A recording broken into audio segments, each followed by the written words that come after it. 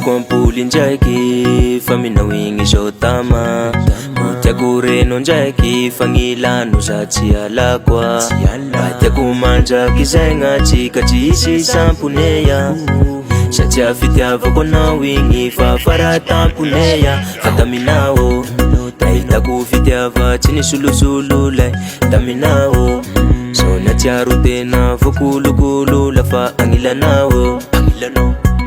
So matsiaro sambatsy iyeya sady tena miadany aho aminao.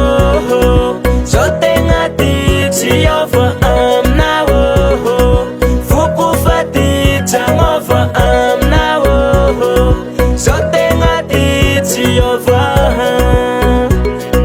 foko fa titsy aho fa baby. Foko yabitile falasanao. Kasarotsiko alety alako anao io. Satria iavaro tiako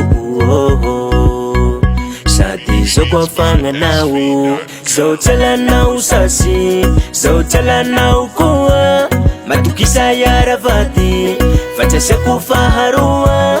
Zao tsalanao sasy, zao tsalanao koa. Matokisa iaravady fa tsy asiako faharoa. Aminao zao tegna titsy aho fa aminao. Foko fa titsy aho fa aminao. Zao tegna titsy aho fa foko fa titsy aho. Zao tsalanao sasy, zao tsalanao koa. Matokisa iaravady fa tsy asiako faharoa. Zao tsalanao sasy, zao tsalanao koa.